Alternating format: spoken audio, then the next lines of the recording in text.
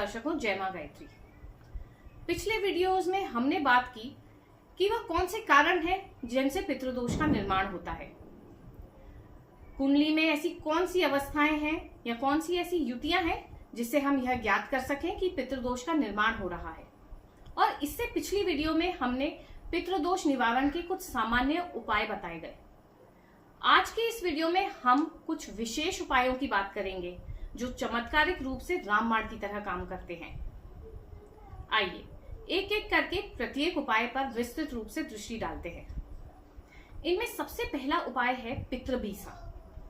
पितृबीसा का पाठ करने से न केवल पितृ प्रसन्न होते हैं परंतु अपने वंशजों को ऐश्वर्य और सुख संपदा भी प्रदान करते हैं।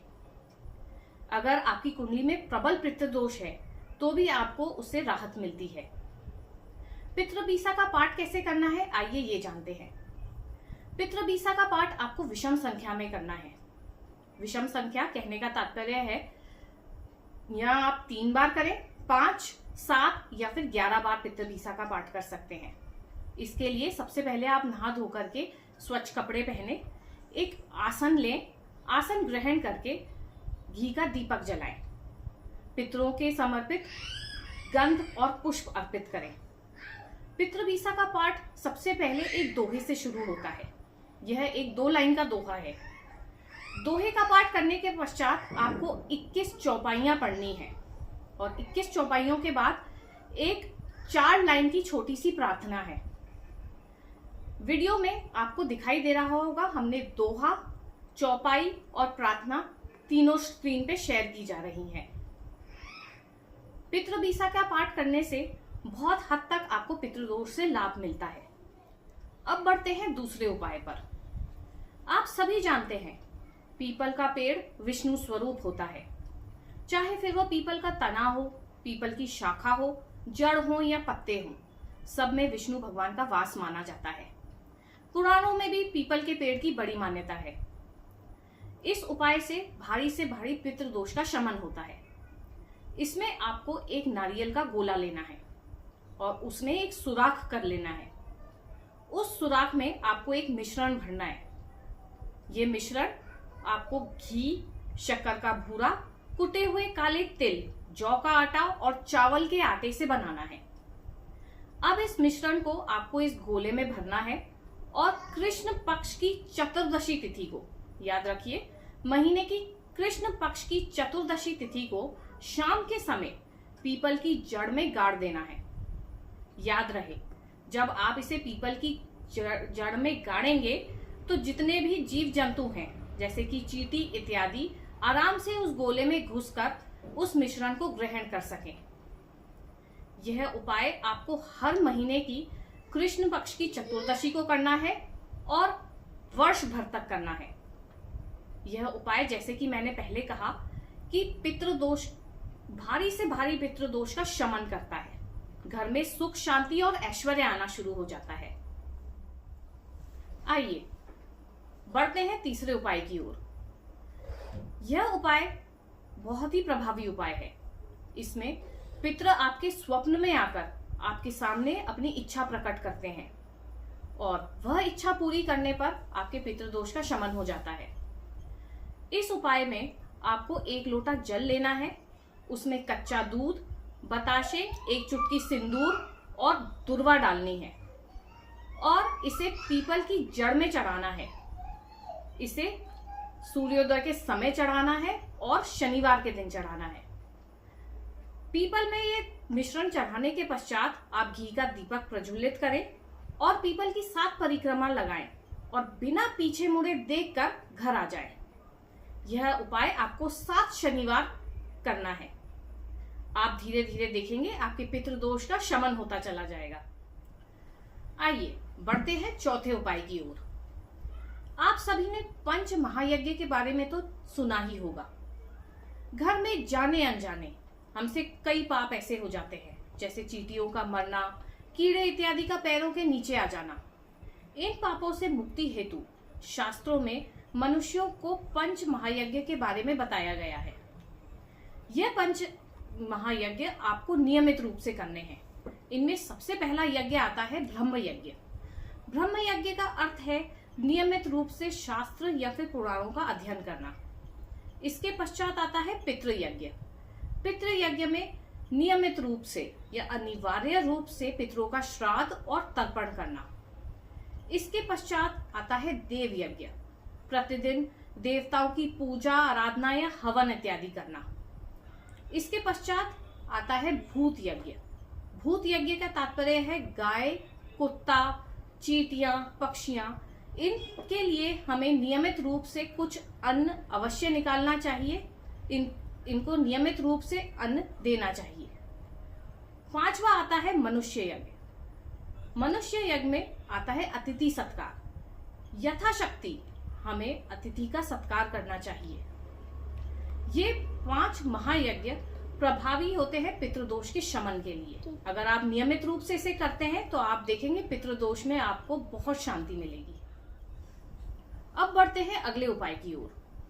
इस उपाय में आपको गीता के 11वें अध्याय का पाठ करना है।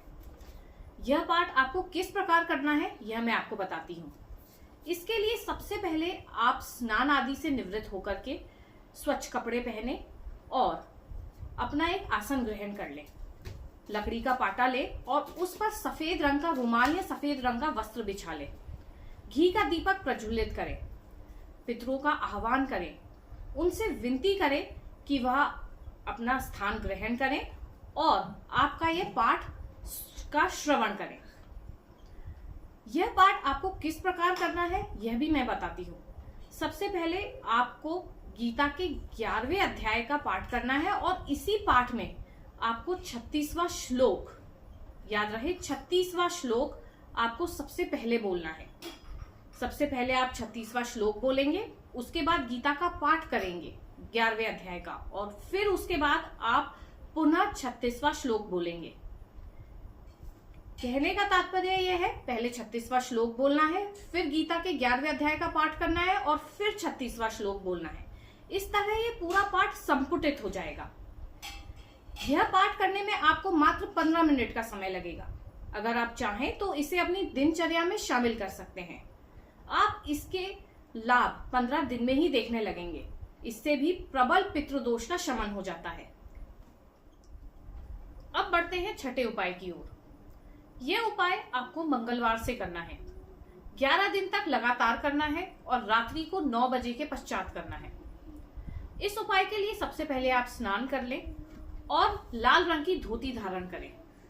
एक पाटा ले, उस पर लाल रंग का वस्त्र या लाल रंग का रुमाल बिछा दें और हनुमान जी की पारद की प्रतिमा स्थापित करें। यह प्रतिमा पारद की ही होनी चाहिए। इसके पश्चात एक जल का पात्र लें और इस प्रतिमा को नहलाएं और सिंदूर का तिलक लगाएं। इसके पश्चात पुष्प गंधादि अर्पित करें हनुमान जी को और घी का दीपक प्रज्वलित करें और भोग में गुड़ चढ़ाएं। यह प्रक्रिया करने के बाद आपको एक मंत्र स्क्रीन पर दिखाई दे रहा होगा। यह मंत्र आपको 2100 बार प्रतिदिन करना है। 2100 बार कहने का तात्पर्य है 2100 बार प्रतिदिन 11 दिन लगातार करना है। इसके लिए आपको मूंगे की माला की आवश्यकता होगी। अगर मूंगे की माला आपकी सिद्ध है तो यह और भी अच्छा है। मैं आपको पुनः बता देती हूँ, यह उपाय आपको मंगलवार से शुरू करना है। 11 दिन लगातार करना है और प्रतिदिन 2100 बार मंत्र का जाप करना है। यह उपाय आपको रात्रि में 9 बजे के पश्चात करना है। 11वें दिन के पश्चात जब आपकी मालाएं पूरी हो जाएंगी तो 12वें दिन आप अपने घर यथाशक्ति किसी भी बालक को, अविवाहित बालक को भोजन कराएं और उसे लाल वस्त्र के कपड़े या लाल वस्त्र दान करें।